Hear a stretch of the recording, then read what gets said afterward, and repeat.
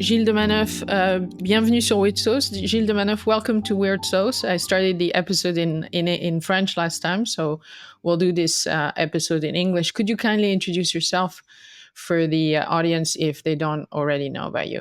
Okay, so I'm an engineer. We've got a bit of a mathematical background behind me.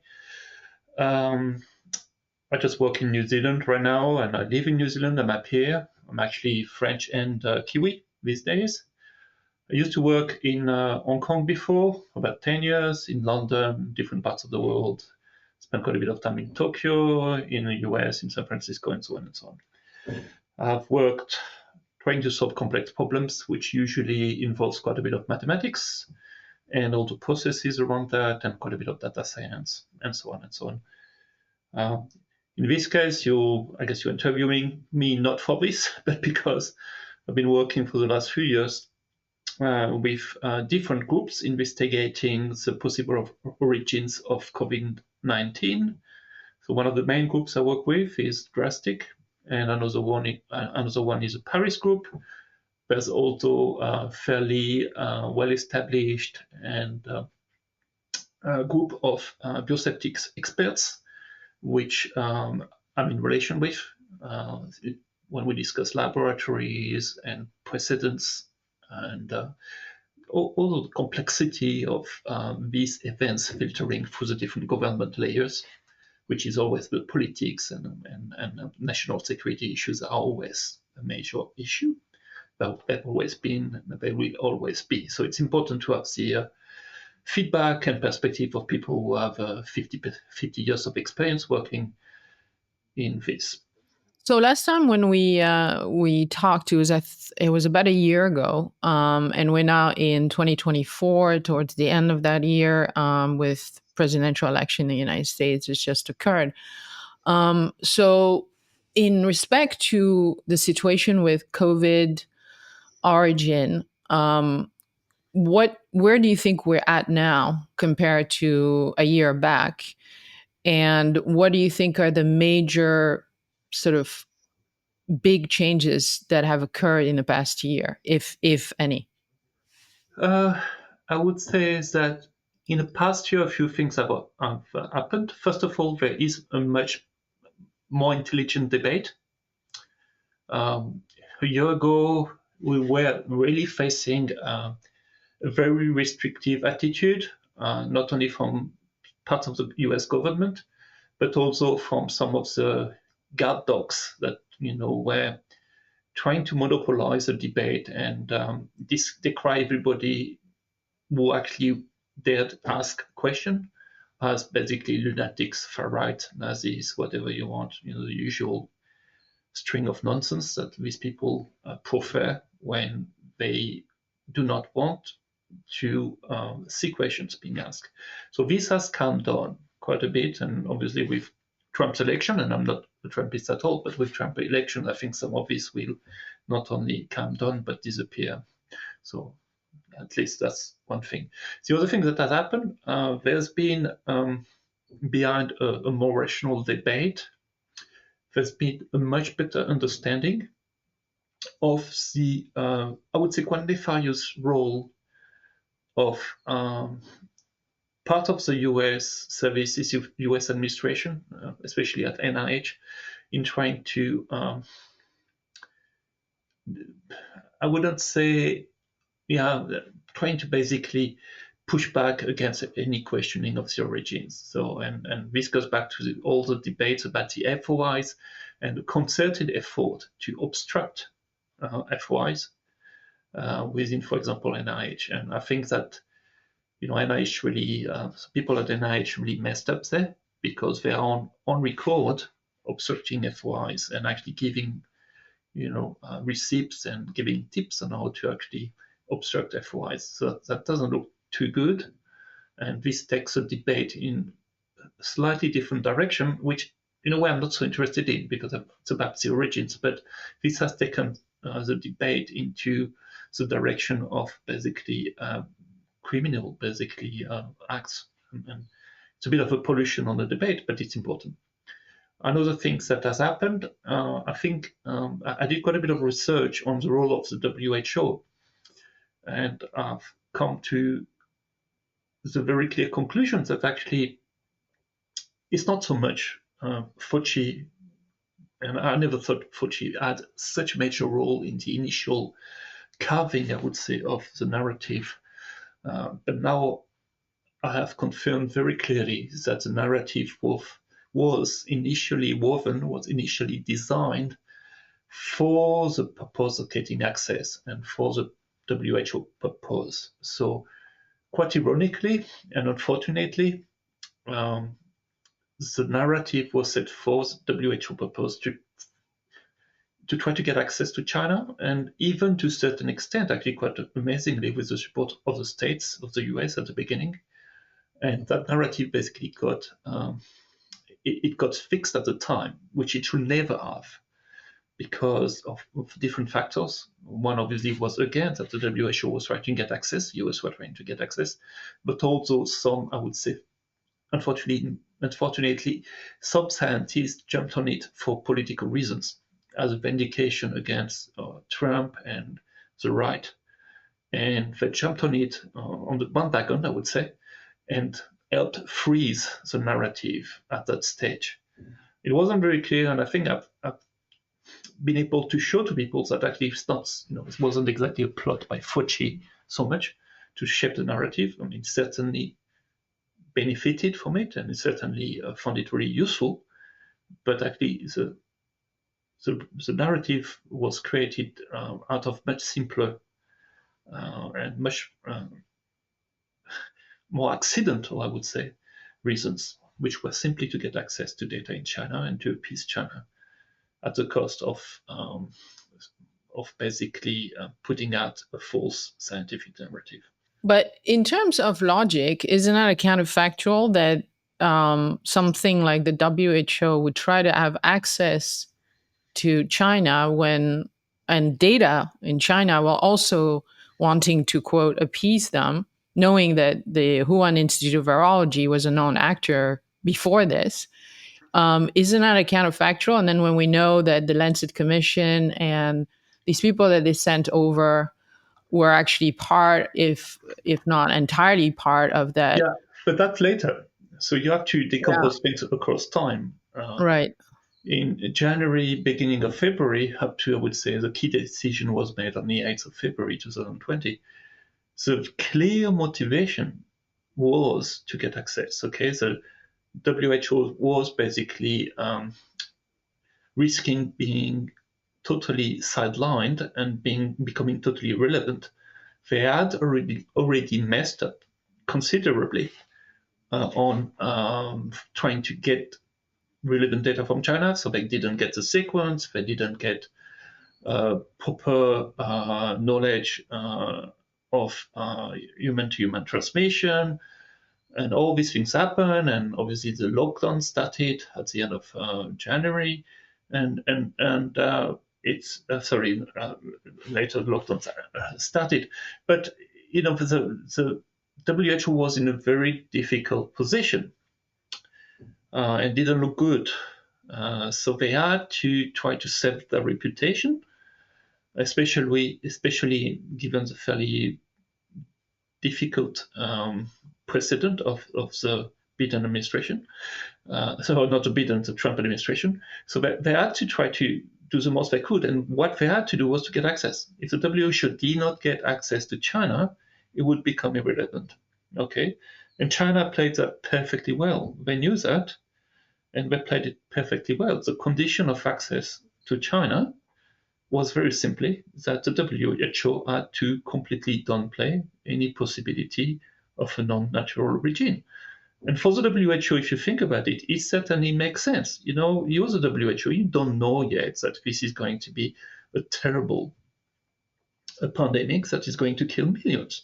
So far, around the 7th of February, 8th of February, I mean, okay, there are some deaths, but it doesn't look too bad so far. It looks worrying. But the best thing you can do to address this risk is to get people on the ground. Try to understand what's happening on the ground. That's best guess you have in terms of what can you do to save lives. Okay, so that's what they did. They thought, little lie is a good thing because you get access, and getting access is what is going to help you damn and stop that um, event developing in a terrible pandemic, which it wasn't yet, but was potentially on the trajectory. So yes, I mean, if they thought about what's the best way to save lives and save their own reputation, playing nice with China was the logical decision. And the US was very much like this. I talked to people like Cadleck and things like this.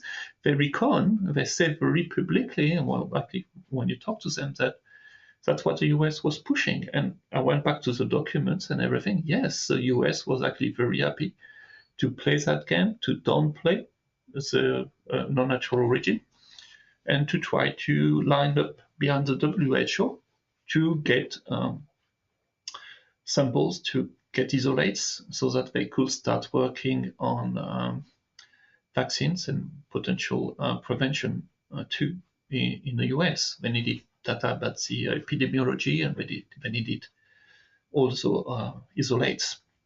The US couldn't get them directly, so they had to line up behind the WHO, and they were supportive of the WHO at that time.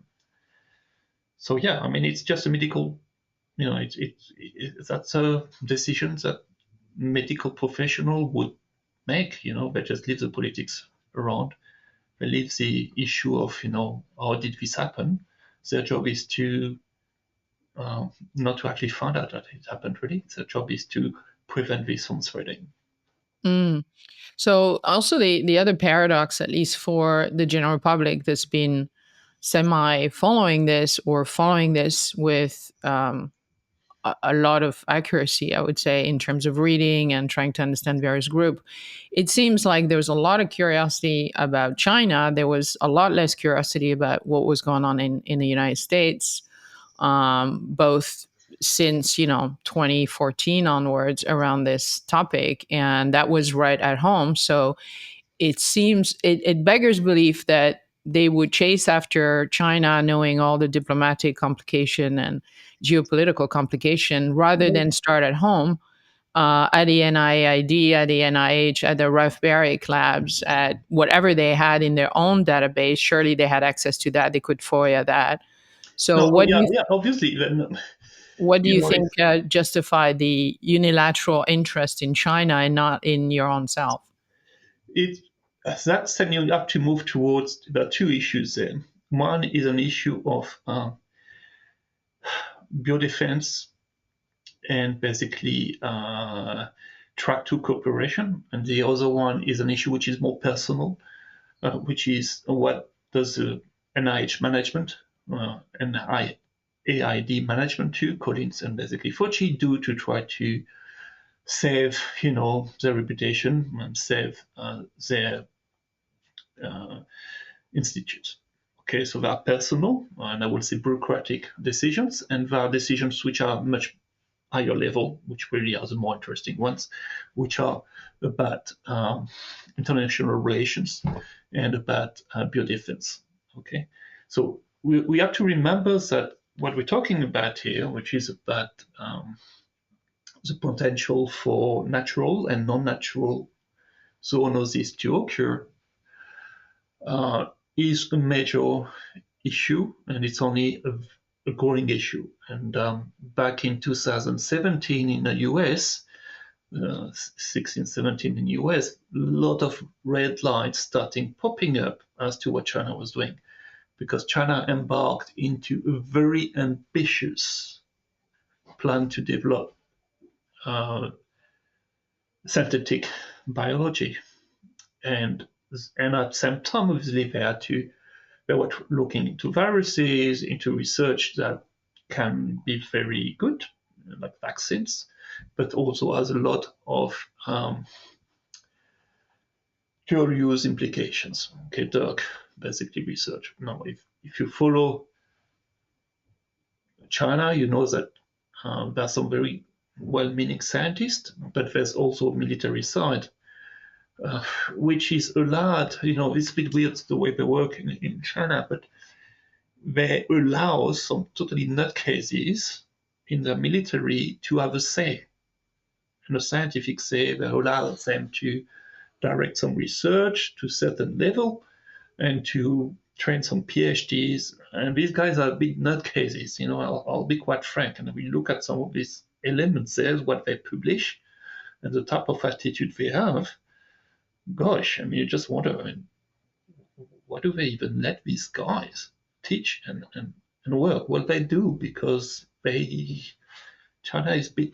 They have that fringe of lunatics too in the military, and I'll be very honest. That's what you see if you look at it. Not all of them, but you'd be surprised when you look at some of the research and mindset of some of these people. Okay, not all of them. Thanks a lot. So anyway, so when you're the US and you're seeing what China is doing and the direction it's taking in 2017 towards synthetic biology, investing a lot in sampling and in P4 laboratories, starting to develop P4 laboratories with primates, big primates, which is a bit concerning, like in Harbin. You know that you have to be very careful. Something is happening there, and you have to follow it. So the decision of the US back then was to invest a lot in what's called track two diplomacy, and that was done through DTRA, okay, which basically is the organism in the US that takes care of all this potentially dangerous research, whether it's in biological or in nuclear and all these domains there. So synthetic biology and so on. So you've got Defense Threat Reduction Agency, which actually is one of the main provider of funds or funders of Eco-Health Alliance. Okay, so all that money that flowed through Eco-Health Alliance to China was actually part of a DTRA, Defense Threat Reduction Agency effort. And that effort is what's called Track 2.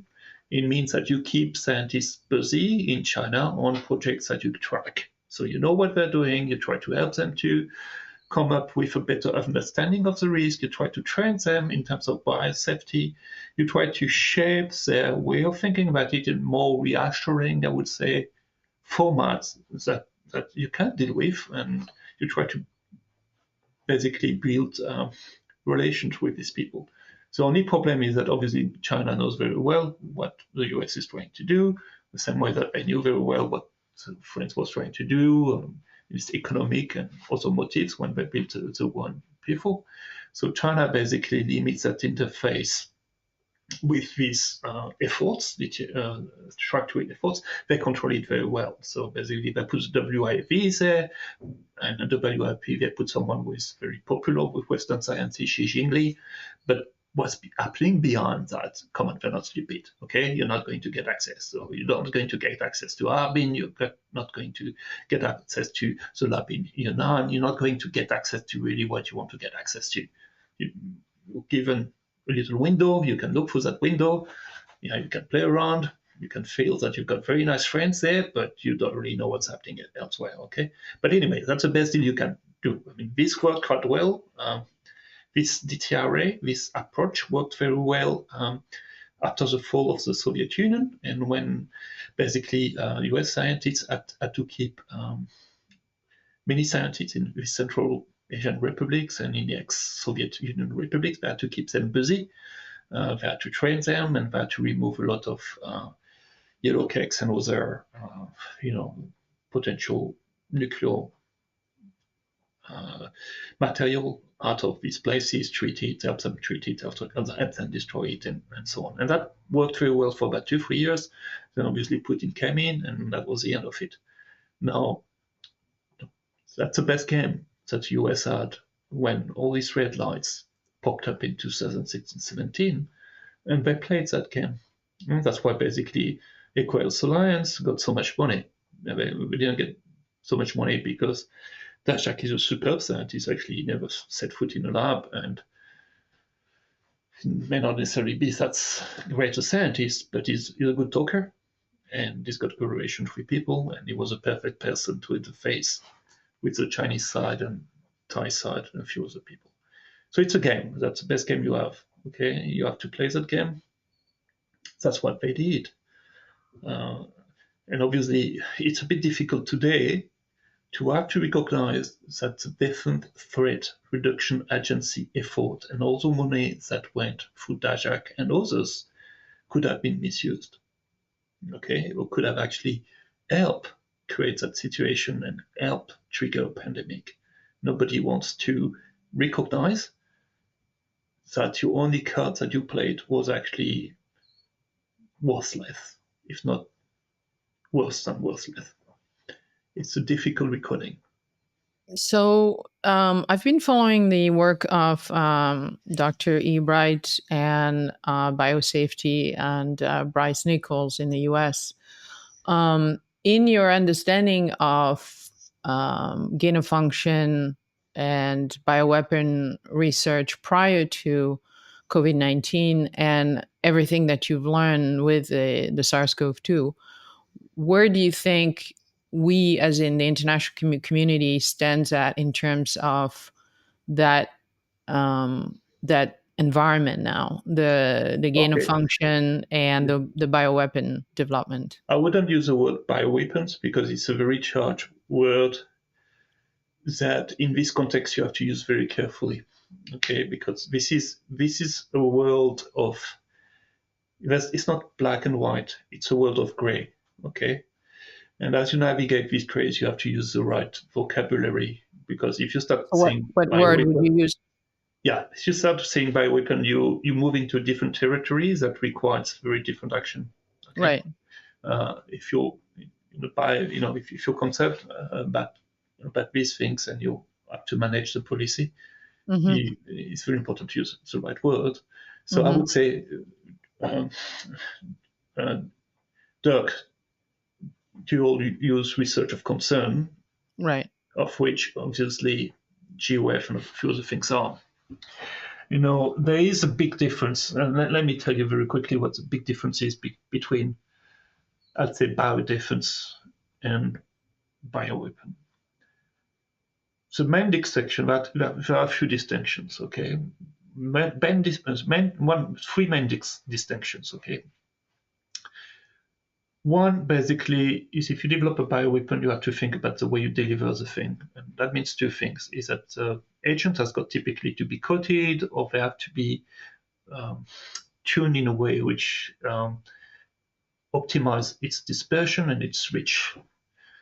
Then you need, so that's the first thing. The second thing is that you need a mechanical dispersal mechanism. So it's not just building these things, but it's building the delivery systems. Delivery systems can be, you have to basically drop the bloody thing over a certain territory. Okay, so you need missiles, you need planes, you need something to shoot this over the target. Okay, and the third major distinction is that you need volumes. Okay, so you need volumes. You need large volumes. So, for example, when Sverdlovsk accident happened, these guys were dealing in anthrax. No, normally, if you're studying anthrax for biodefense purpose, you don't need tons of anthrax. These guys were producing bloody tons of anthrax. So that's where you've got a clear distinction between biodefense and bioweapons. These guys were not doing scientific study. You don't need tons of anthrax to do scientific studies, okay?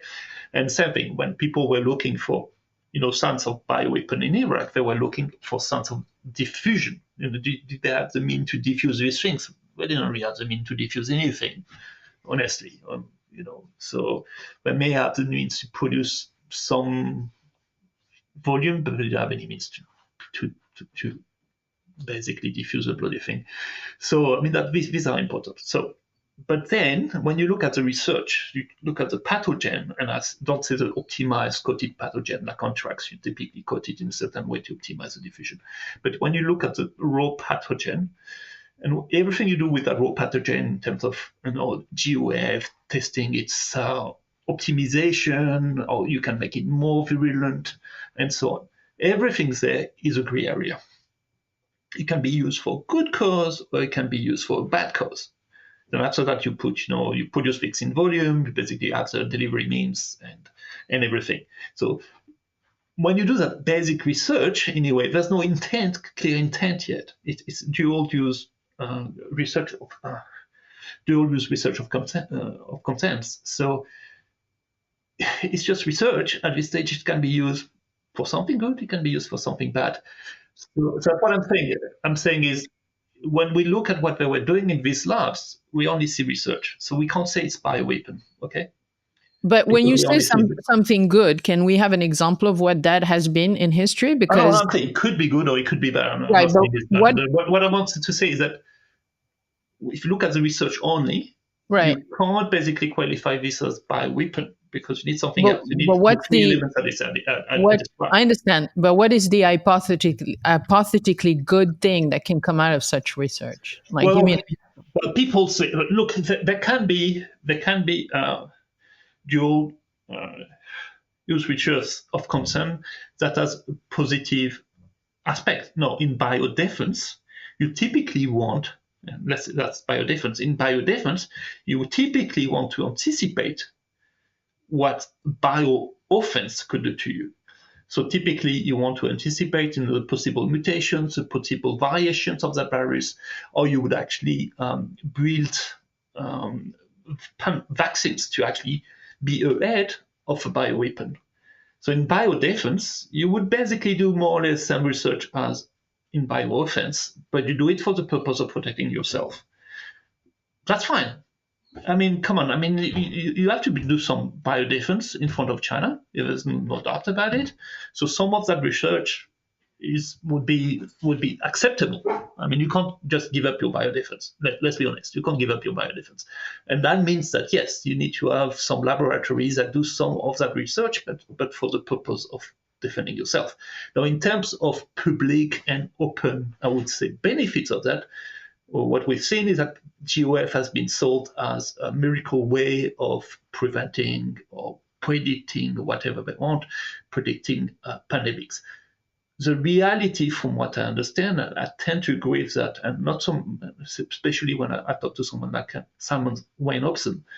The reality is that it's not always the best way of doing this. There are other options, but GOF research basically gives you grants. You can, because it's fashionable, it's spectacular. You get grants, you get reputation, and it's basically ensure you a good publication in Nature or in some of these top reviews. So if you're a researcher and you've got all these positive, which are not really anything to do with the best way of um, building, designing a vaccine necessarily, or so on, used to go for it because the incentives are too high. Okay, so unfortunately, the incentives for these people are too high. GOF is, as I say, it's a popular subject in science, and if you do it with GOF, you have more chances, unfortunately, of getting your article published than if you do it with a less risky, less spectacular, more contained way. And there often are other ways to do that. Unfortunately, we know that the Chinese don't mind going for the more risky stuff. So so in the world right now, the biggest actors in these fields are who? the biggest actors, well, basically that would be the US, that would be players in Europe. There's quite a few, but they're a bit more careful. There are players in Japan, some which are quite big, and there's obviously players that we know in China. Okay, but if you look at, to do that, you need to actually also have made some huge progresses in synthetic biology. So people who today really are ahead in terms of synthetic biology are starting to be the Chinese.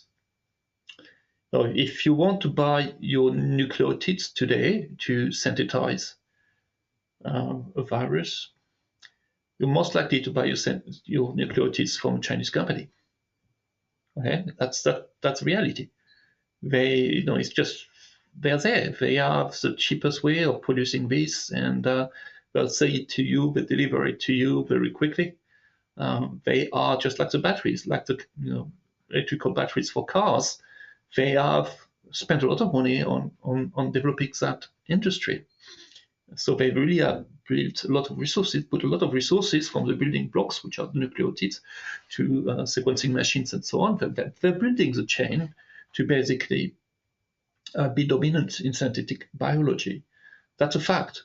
And when the Chinese wants to do something and put the money in it, usually they've got the scale to dominate that domain. So we have so in terms of the synthetic biology, yes, the Chinese have really done there. In terms of the crude and I would say the research, it's a bit difficult to say, but obviously 5 years ago it would have been the US, Barrick, and so on. Some people in Japan, some people in Europe that were at the lead. Now it's difficult to tell. If I ask you 10 years ago, is China going to dominate the electrical car industry? You would have told me, no, come on, they don't have a proper car industry. The US has been there for ages, European have been there for ages, the Germans are kings in China. Yeah, come on, no, it's not. China is not going to dominate the electrical car industry. Well, they did it in 5 years. So when we're discussing this in 2024, we can't look at what was happening in 2016 or 2014 or 2012. Okay, we need to look first at what was happening in 2019 with regards to the origins. And in regards to synthetic biology, we need to look at what's happening in 2024 now, not even 2019. Okay, we need to look at this moves fast. Okay, they move fast, much faster than us in the West. Okay, so we have to be very careful. Right. And on that, given what you've been writing about for the past few months, what would you tell the general public and the audience About is is the biggest concern for you right now in that domain? my biggest concern is that this is just like any industrial transition. If you look at the different industrial transition, we started with coal, we industrialized, then we moved to petrol-based, industry, and that was basically industry, and we developed products. Then we started developing software. So there was been a huge peak in development of services and especially software over the last, I would say, 30 years. And now we're entering into a new industrial age, which is the one of biology and synthetic biology.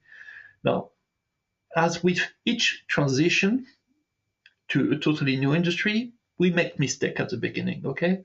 Coal industry, we basically, conditions were terrible, pollution was terrible, and so on and so on, okay? Even nuclear energy at the beginning, which not really, I would say, a revolution, but look at nuclear energy at the beginning, except for submarines, which were quite well managed. But for civil nuclear energy, there were mistakes made. The standards were too low. There was a regulatory capture in the US, for example, and so on and so on. So for West, there are mistakes made at the beginning. We are moving into the synthetic biology and the biology new age. We're just in the first few years, and we're making the usual mistakes. Okay, we don't have proper risk assessment. We don't really know where we're moving. We don't even know how many P3 labs are. We have little visibility on what's happening in the P4 lab.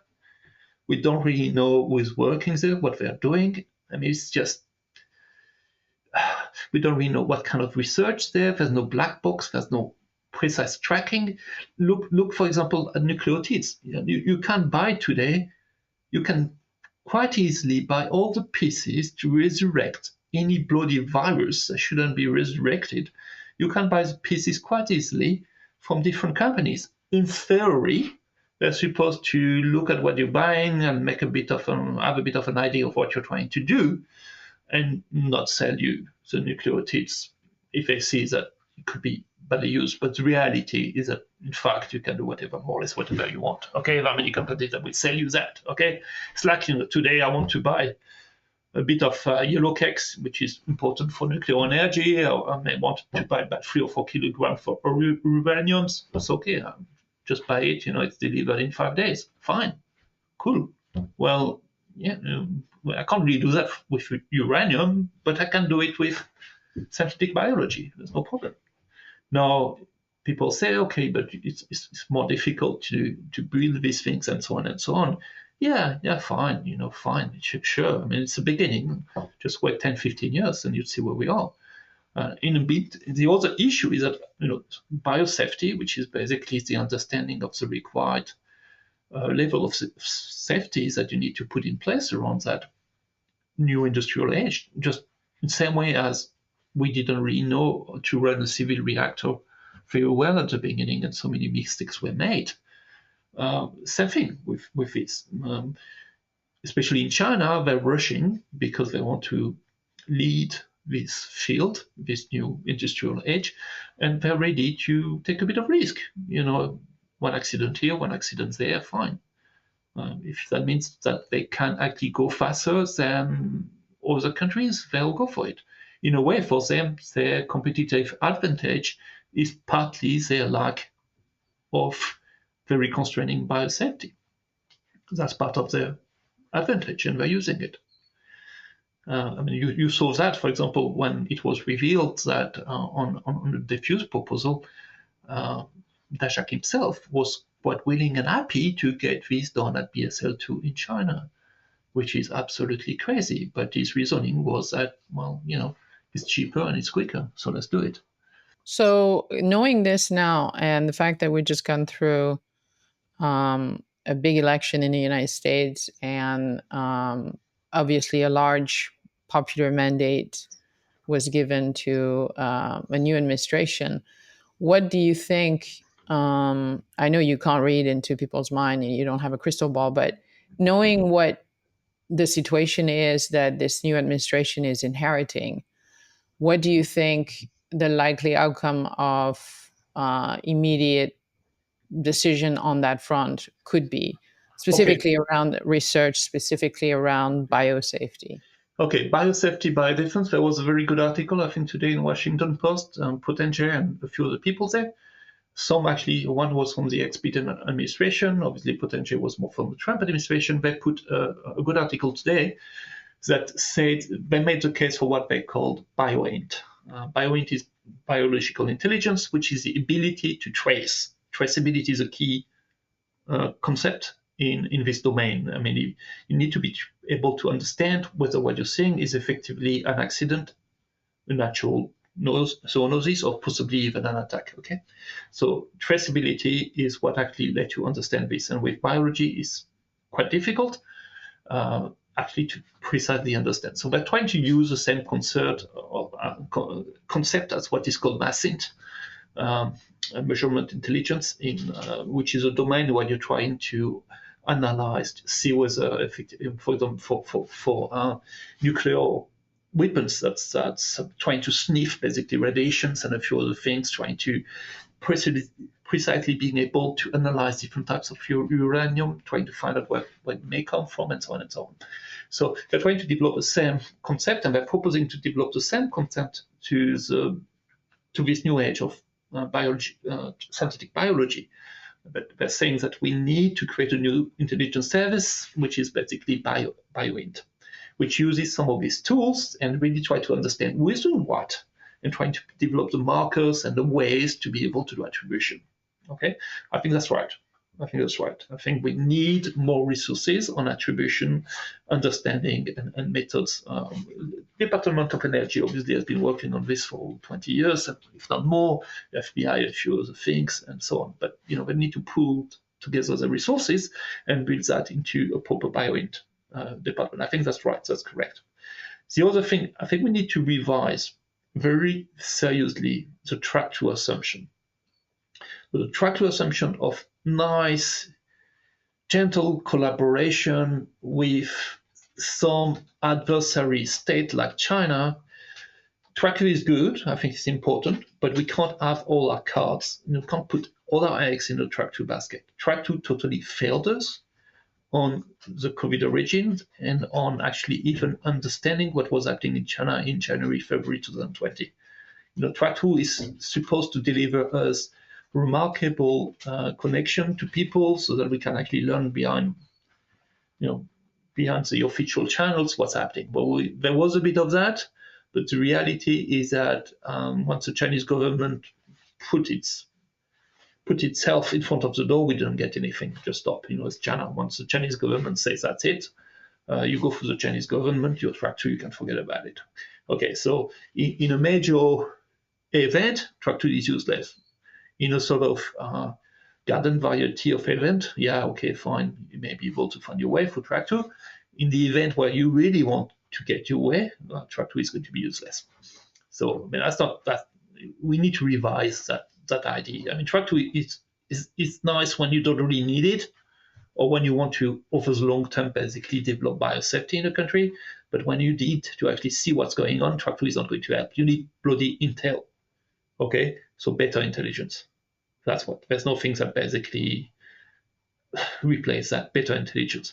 Unfortunately, the US got decimated. Their intelligence got basically decimated in China, and they've been trying to rebuild it. It takes time, and it's very difficult in the present situation with Xi Jinping. But they need to put a lot of effort, and not only them, but the US, the UK, the Germans, the French, all of them need to put intel there, better intel, because there's no other way. Okay, trying to understand what's going to happen, and I'm sure there will be a huge effort to get better intel done there, because that's what really helped. Now, in terms of public institutions, like the WHO and all this concept of do you try to officially at diplomatic level interface with that? We still need to be on good terms. We still need to have a WHO. We still need to play the track 2 card where it makes sense. There's no question about that. That's fine. I hope the Biden administration, certainly the Biden Trump administration, is not going to renounce and all that. I don't think that the Trump administration should leave the WHO. That would be a mistake. They need to be more engaged with the WHO. They need to actually shape it better in the direction that makes sense, but they shouldn't leave it. That doesn't make sense. And you need to play all your cards.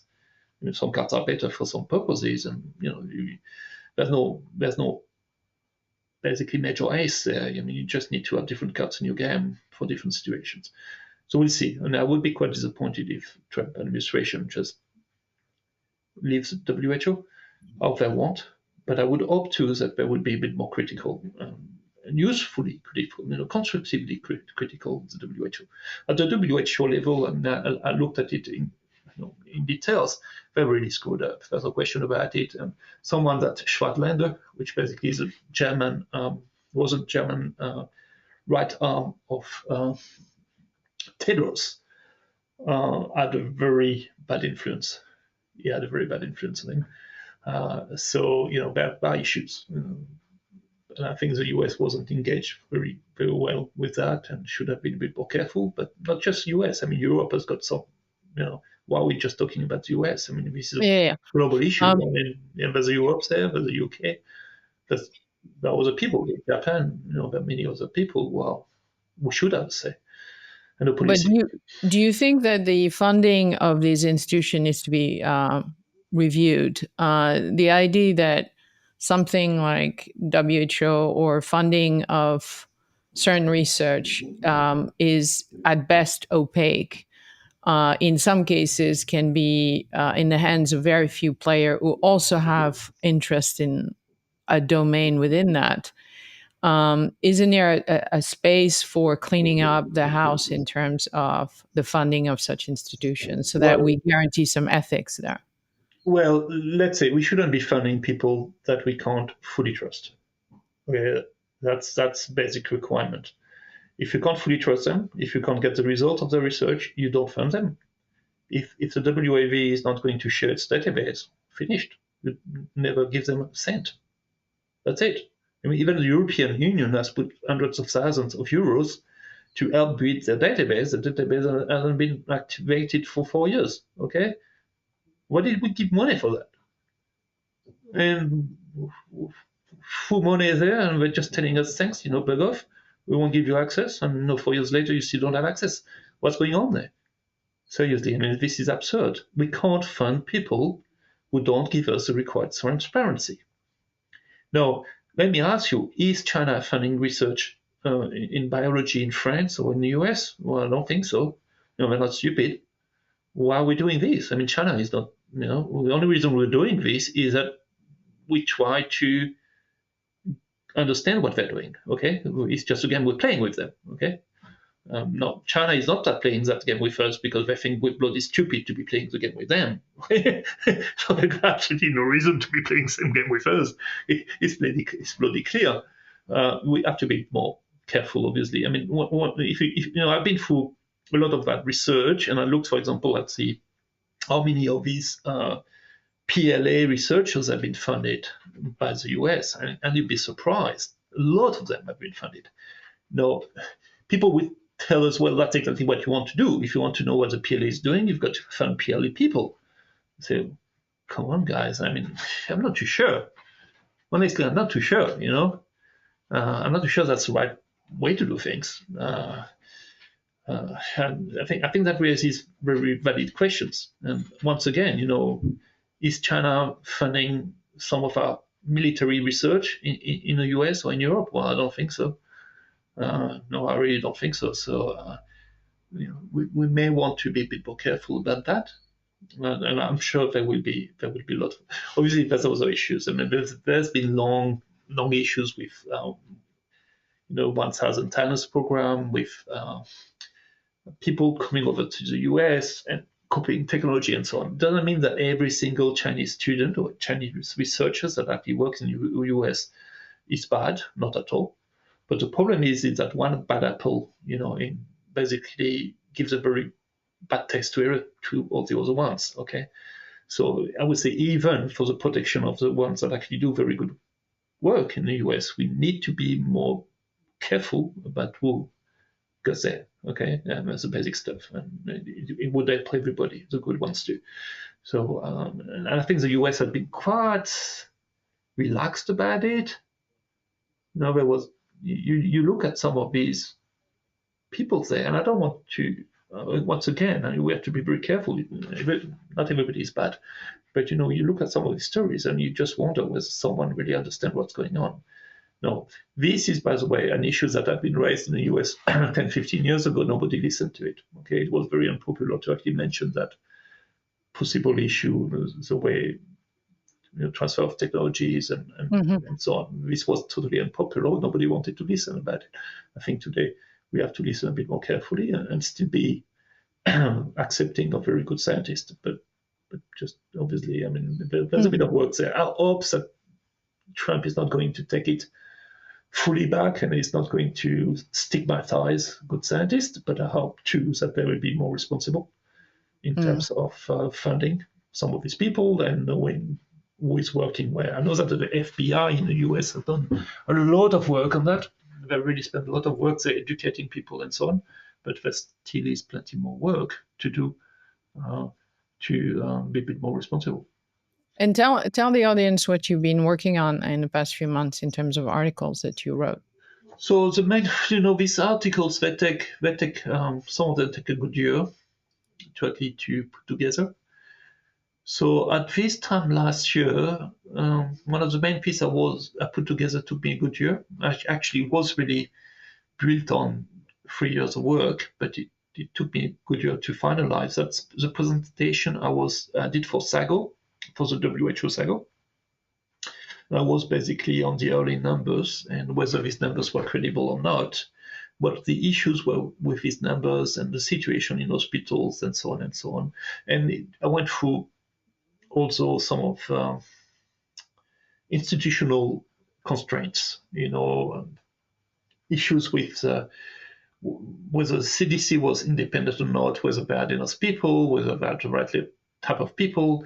I went through the easy confusion and obstruction by the lower level of government. So you've got the city level, you've got the regional level, and then provincial level, and then you've got the national level, and at city level you even have the district level. But all this basically can actually pull in different directions. So I went through this, and it helps basically understand some of the events during in the early days, and it helps understand too the reality of the numbers and the reality of the possible spread of infection without basically it being detected for weeks, if not months. And I mean, if the thing was detected within 4 weeks of its starting, would be a miracle. It would be an absolute miracle, given all the institutional factors that basically makes it nearly impossible for this to ever happen. Okay, it's impossible. It would have typically started in October at the latest. Now, so that took me a year. Actually, there's a book that came a bit later, a few months later, a book, 6 months later, a book came out by main researchers at Chicago University, I think. And he had basically the same conclusions on me. It was quite funny. We basically, he's Chinese, but we reach exactly the same conclusions on about 80% of the research. Actually, I shared my paper with him before he published his book too, because I knew he was working on it. But he independently, but with the help of quite a few people, reached the same conclusions, so, which is interesting. So I was quite happy with that. I did that presentation to the WHO SAGO, and it was quite well received, except by the Chinese also representatives there, but I won't say much more. So it was quite good. That's 1 year of research. After that, I did 1 year of research on proximal origin, and I put 3 articles. It's actually 2 main articles and an introduction, going through the exact events that led to the publication of proximal origin, and post the publication, some of the issues after it, such as the anonymous letter to John Cohen and so on and so on. That's what I was discussing before, where people had put, from that point of view, and from the point of view of proximal origin only, I would say, people put too much emphasis on Fauci and didn't look enough at Farah and the WHO. So, and I think that at least that piece of research helps reframe this better and understand why these decisions were made. Okay, and I call that piece a tragic comedy because there's a bit of tragedy in it, but there's also comedy. Bad actors, stupid decision, bad timing. Tragedy, normally good actors trying to do things correctly, but ending up doing the totally wrong thing with the benefit of hindsight. That's a tragedy. That took me 1 year. It's a very difficult piece to put together because it required an awful lot of research. And for example, I had to reconcile all the timestamps of the different emails, which wasn't really obvious, but it took me quite a while to actually figure it out and to be able to reconstruct the exact minute by minute, progression, and seeing how people were interacting. And I had to go through a lot of documents that people don't really look at to actually rebuild the exact sequence of events and motivations of the key players. So that took me a good year, another one. So that's after the SAGO slides, which was December 2023. I spent a good year on, I was already working on it, but it took me about a year to finalize this proximal origin piece. I'm working on a few other things right now. I spent a lot of time in February 2020, March 2020, after the publication of the Roubaix and Pékin preprints. I set up a Twitter group, to try to replicate the Pékin paper. And we identified the correct people to do it. One person was a great hire to do that. So basically, invited someone who really did a superb job. But people work when they got the time.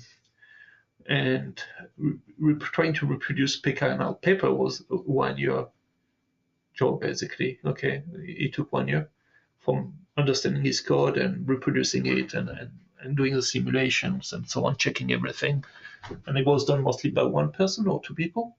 That was a major piece, I would say, and we had some really good results. It's still not totally finished, but I think we're going to have to leave it more or less where it is now. But we have definitely advanced the debates. We forced a correction in science on that. One first correction. There should be more, honestly, behind. But the immediate result is that we force a correction in science, which is good. And that came from basically the group that I set up effectively back then, and thanks to the work of one or two people in the group, we did an excellent job. Very good. And to conclude, can you tell the audience where they can find all of these articles? Okay, so I use different formats for different type of publication. Where I try to really explain the context, the narrative, and so on, I typically write a Medium article because I can make it a bit more interesting through the format. So on Medium, people go to my site at Gilles Demaneuf on Medium. They can find the main articles. So they can find, for example, the latest article on proximal origin.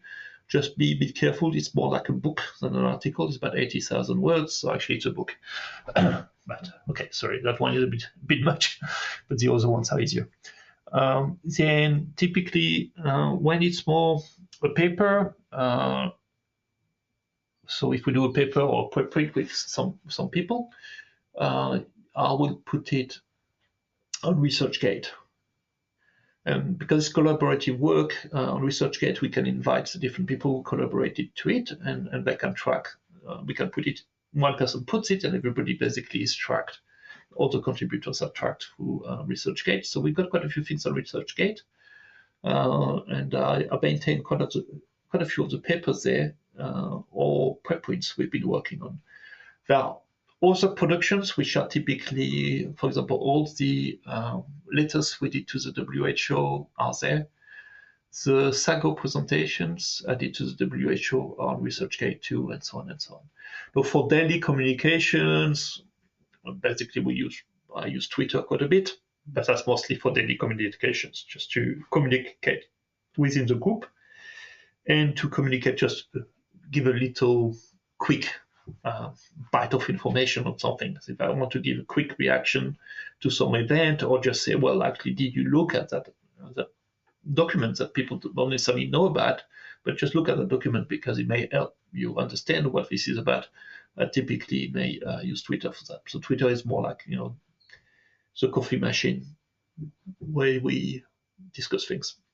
Right, perfect. So we'll try to put as many of these links in the show notes of the episode.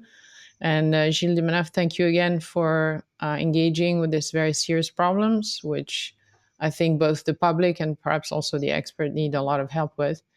And I think citizen science is a fantastic thing that has come out of this tragedy. And I hope it is continued to be valued and to be manned by people like yourself and all the other scientists that have collaborated. I think the international collaboration is also a very big success on the citizen science aspect.